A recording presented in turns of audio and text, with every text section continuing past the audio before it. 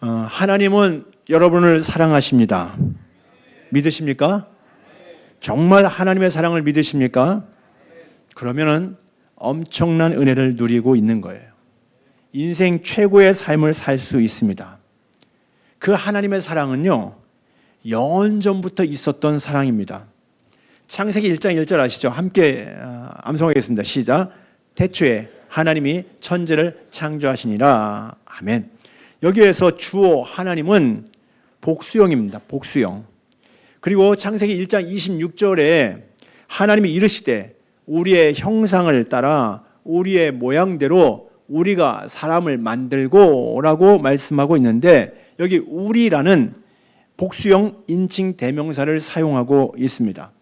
곧 하나님은 영원 전부터 성부, 성자, 성령 삼위 하나님으로 계셨음을 성경 처음부터 보여주고 있는 거예요. 그리고 그 삼위 하나님이 어떻게 계셨는가 하면은 완전한 사랑으로, 그 하나님은 완전한 사랑으로 함께 하셨습니다. 그 삼위 하나님을 신약 성경에서 복음서에서 예수님의 세례식 현장에서도 한 번에 만날 수가 있는데요. 아들 예수님이 요단강에서 세례를 받으셨습니다.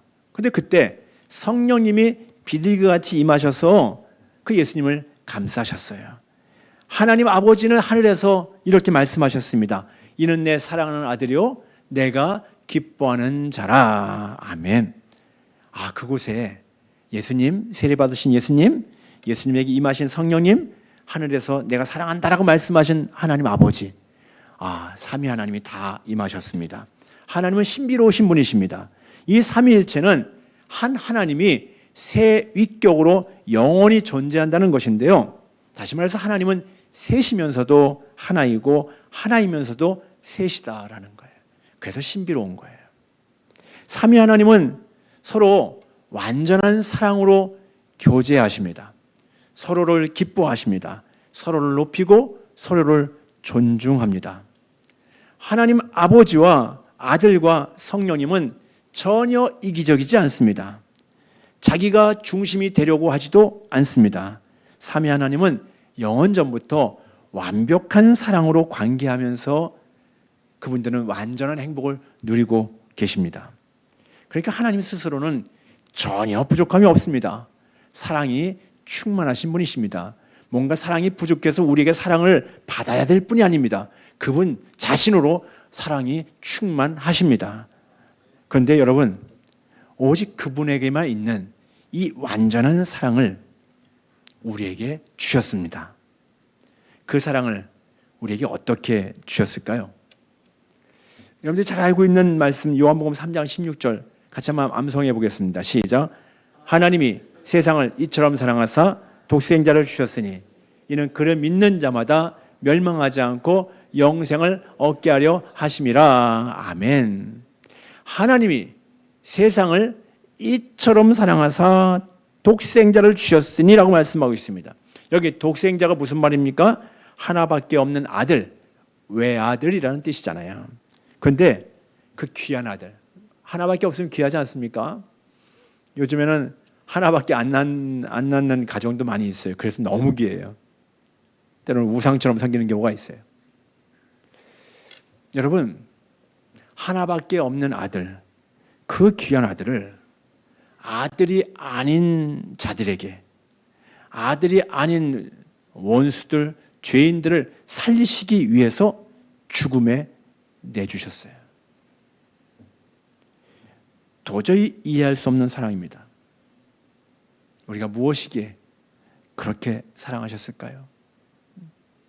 하나님의 하나밖에 없는 아들, 독생자를, 아들이 아닌 자, 그것도 죄인, 죄덩어리고 원수들인데 그들을 살리시기 위해서 내주신 거예요. 오늘 본문 2절에도 그 말씀이 나옵니다. 2절 같이 한번 읽어보겠습니다. 시작. 그리스도께서 너희를 사랑하신 것 같이 너희도 사랑 가운데서 행하라. 그는 우리를 위하여 자신을 버리사 향기로운 제물과 희생 제물로 하나님께 드리셨느니라. 아멘. 하나님의 아들 예수 그리스도께서 자신을 버리신 것, 십자가에서 대신 죽으시면서 대속 제물이 되신 것, 그 이유가 무엇일까요? 죄인 되었던 우리를 사랑하셨기 때문입니다. 우리를 사랑하셔서 그냥 사랑하셨어요. 오늘 칼럼에 그냥 좋아요라는 제목으로 칼럼을 썼는데 우리 하나님이 우리 그냥 좋아하셔서 사랑하신 거예요. 자격이 안 되잖아요. 죄인 되었는데 죄인 되었던 우리를 사랑하셨기 때문입니다.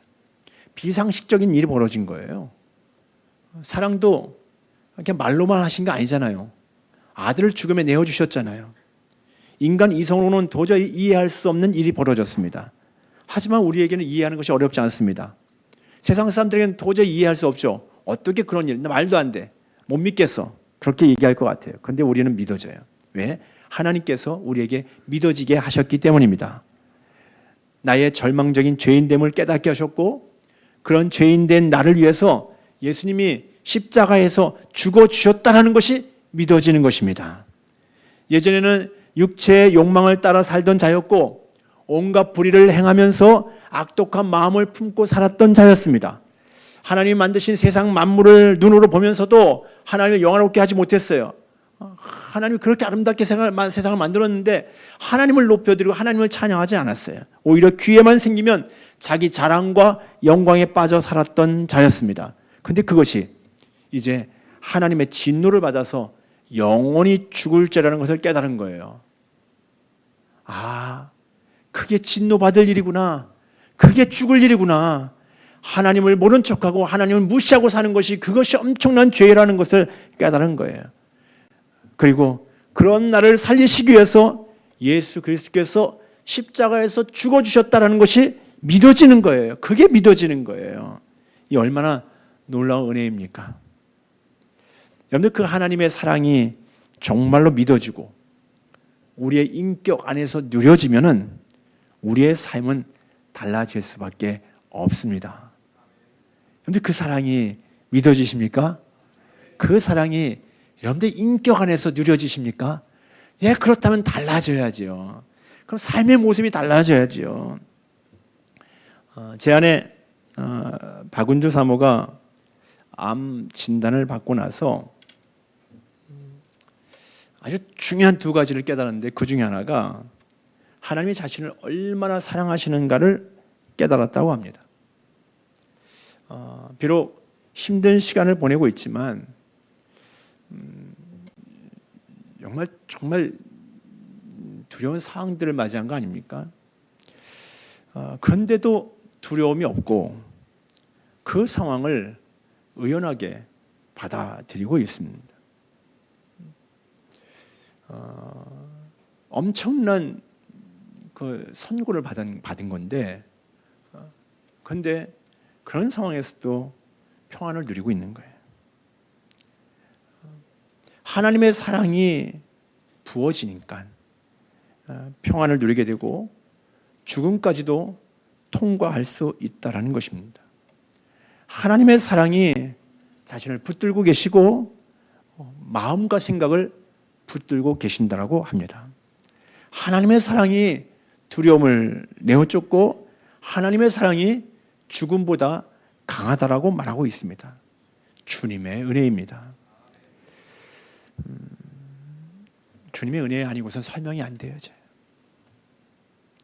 여러분, 예수님이 여러분들 자신을 위해서 십자가에서 피 흘려 죽어주셨다는 사실이 정말 믿어지십니까?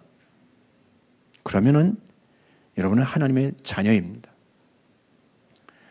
하나님의 엄청난 사랑을 받은 자녀라는 것입니다. 요한복음 1장 12절에 영접하는 자, 그 이름을 믿는 자들에게는 하나님의 자녀가 되는 권세를 주셨으니 라고 말씀하고 있습니다. 여러분들 하나님의 자녀 맞습니까? 예, 예수 그리스도를 믿는 믿음으로 우리 하나님의 자녀 되었습니다. 오늘 1절에 이렇게 말씀하고 있습니다. 그러므로 사랑을 받는 자녀같이 너희는 하나님을 본받는 자가 되고, 하나님을 본받으라고 말씀하십니다. 성도들은 하나님을 닮은 자로 살라는 것입니다. 하나님의 자녀이기 때문에 아버지를 닮았다는 것을 보여주어야 합니다. 만일 사랑을 입은 자녀가 자신을 사랑하는 아버지를 닮고 싶어 하지 않는다면 그건 이상한 일이죠. 관계가 심각한 거예요. 나를 낳아주시고 나를 사랑해 주시는 아버지인데 나는 그 아버지 닮기 싫어. 그러면 이상하죠. 근데 인간 아버지는 완전하지 못하고 문제가 많이 있을 수 있어요. 그럴 수 있어요. 근데 하나님은 완벽하신 하나님이시잖아요. 우리가 그분의 자녀로 거듭났다고 한다면 그분을 닮아가는 것이 당연한 거예요. 저는 제 아들이 저를 닮았다라고 하면 기분이 좋습니다. 특별히 객관적으로 둘 중에서 여기 있는 아들보다 큰 아들이 더 많이 닮았다고 얘기해요. 아들이 초등학교 다닐 때 학교 앞에 가서 제가 기다리고 있었던 적이 있었습니다. 초등학교 2학년 때인가요? 그때 학교 앞으로 나오던 어떤 여자아이가 처음 보는 아이인데 그 아이가 지나가다가 저를 보고는 이리 보고 저리 보고 하더라고요. 그러더니 야, 이 아저씨 주황이하고 똑같이 생겼네. 이렇게 얘기하더라고요. 전혀 만난 적이 없는 아이인데 자기 반 친구하고 똑같이 생긴 아저씨가 서 있는 거예요. 기분이 괜찮았습니다. 내가 사랑하는 아들, 나의 모든 것을 다 내어주어도 아깝지 않은 아들이 나를 닮았다고 합니다. 얼마나 좋습니까? 여러분, 하나님의 사랑받는 자녀는 하나님을 닮은 자로 살아야 합니다. 그게 하나님 아버지를 기쁘게 해드리는 것입니다. 본래 사람은 하나님의 형상으로 지음받았습니다. 그런데 죄로 인해서 그 하나님의 형상은 깨어지고 부패되고 오염되었습니다. 그래서 아담에게 속한 사람은 생각하거나 행동하는 모든 것이 다 죄된 것입니다. 죄덩어리의 삶이에요. 하나님의 형상을 잃어버리고 그냥 아담에게 속해서 죄된 인생을 살고 있는 거예요.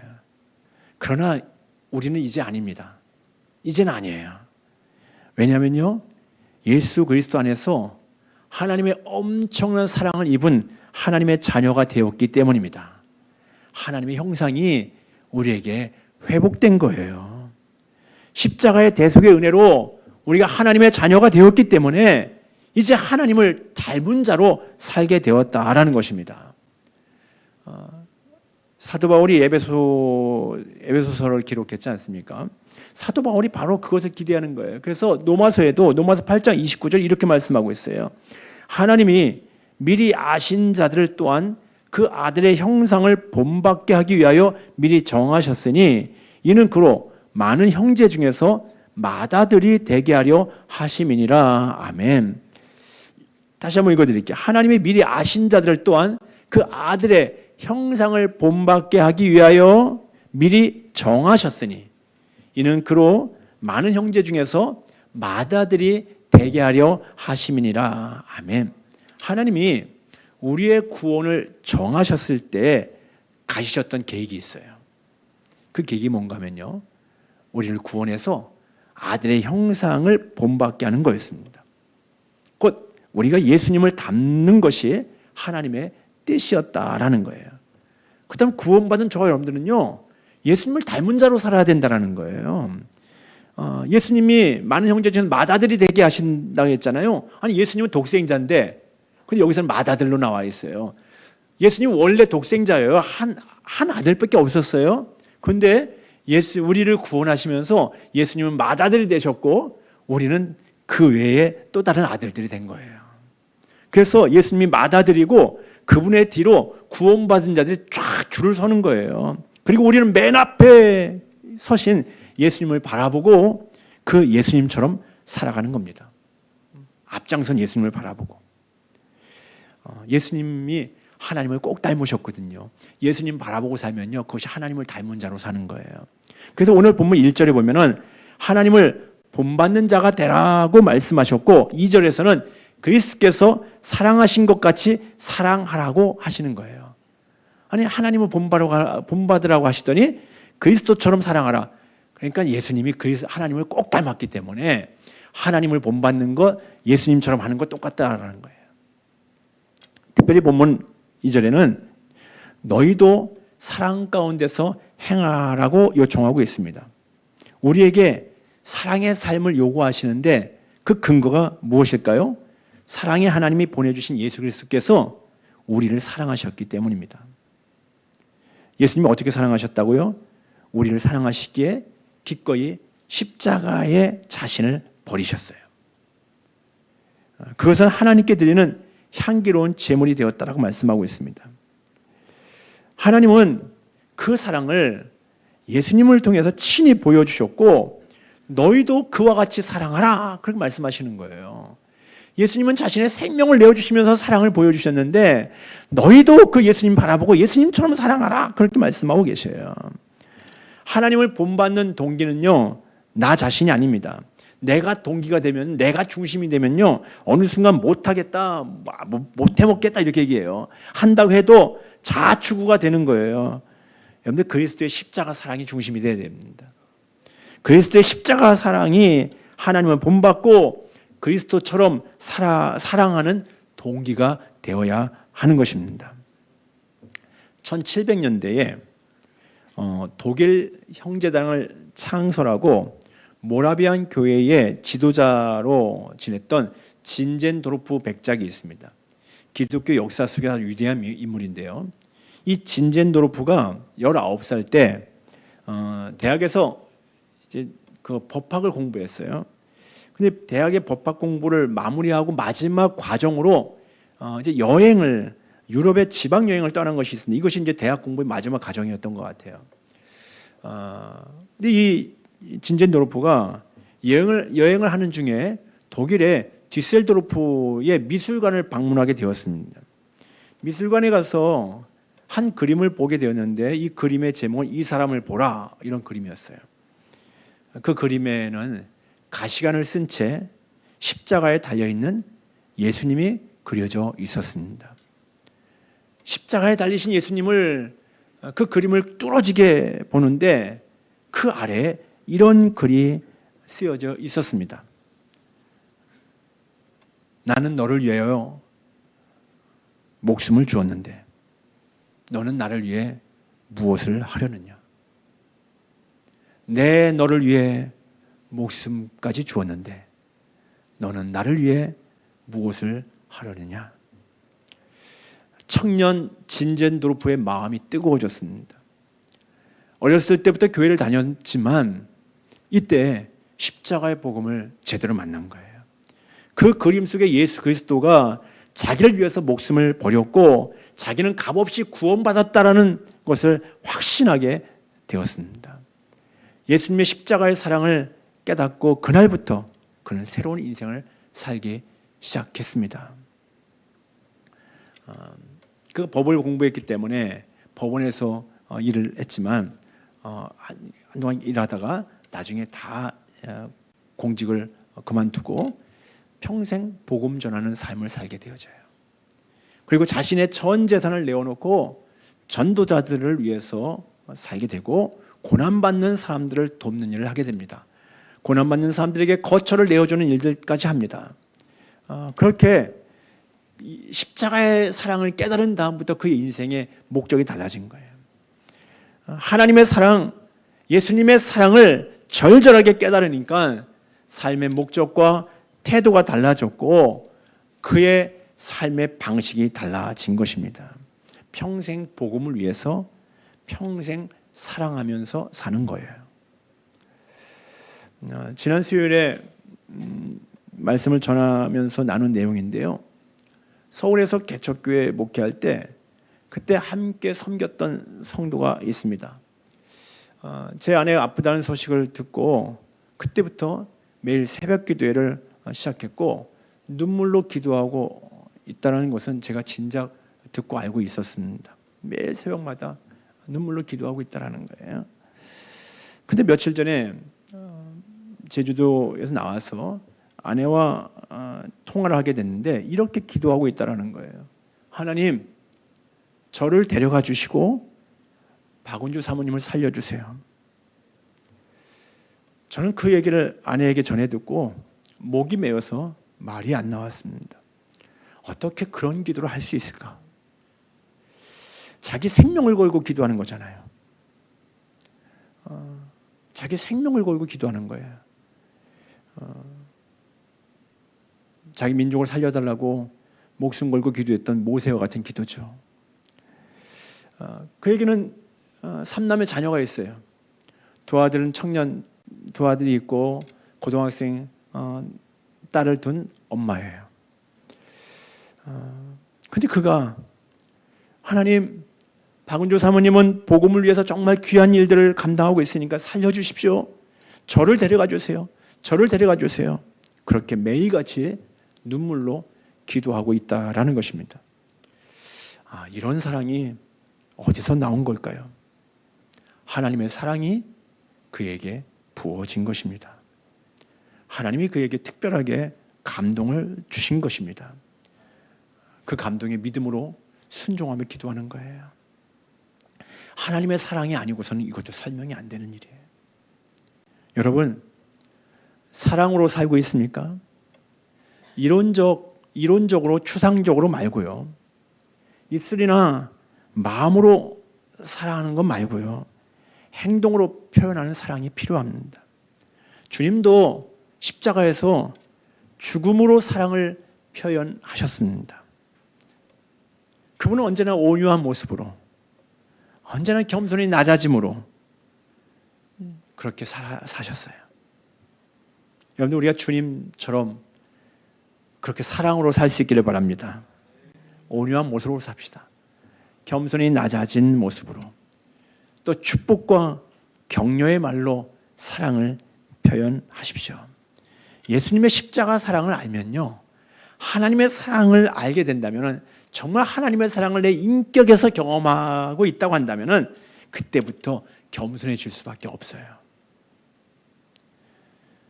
십자가의 주님 바라보는데, 자격 없는 나를 위해서 주님의 생명 내어주셨는데 그 사랑을 알고 있는 내가 어떻게 교만할 수 있겠습니까? 그 십자가의 사랑을 알면 이해할 수 있습니다. 누구든지 용납할 수 있습니다. 힘든 상황을 만나면 낙심될 수도 있죠. 속상한 일을 만나면 화날 수도 있습니다. 그러나 그것보다 더 큰 사랑을 입었기 때문에 우리는 참아낼 수 있는 거예요. 그것보다 더 큰 사랑을 경험했기 때문에 이겨낼 수 있는 거예요. 어떤 상황이라도요. 주님의 사랑이 너무 커서 우리는 주님 한 분이면 충분하다고 고백할 수 있는 것입니다. 나에게 어떤 상황이 벌어진다 할지라도, 어떤 고난이 나에게 찾아온다 할지라도, 어떤 속상한 일이 생긴다 할지라도, 그때 사랑의 예수님을 바라보십시오. 사랑의 주님을 바라보는 순간에 우리 안에 두려움은 사라지고 미움은 사라지고 우리 안에 용서가 생기고 담대함이 생기고 사랑으로 섬길 수 있는 능력이 생기게 될 것입니다. 사랑을 입은 여러분, 하나님의 엄청난 사랑을 입은 여러분들 그 사랑으로 사랑하시기에 바랍니다. 사랑을 받았기 때문에 우리는 시간들을 기도할 수 있는 거예요. 우리는 사랑을 입었기 때문에요, 북한의 동포들을 위해서 기도할 수 있는 거예요. 이기적이지 않고 나의 시간을 들여서 기도할 수 있는 거예요. 물질과 몸을 들여서 우리는 섬기면서 사랑할 수 있는 거예요. 이웃 형제들을 위해서 우리가 구체적으로 사랑을 실천할 수 있습니다.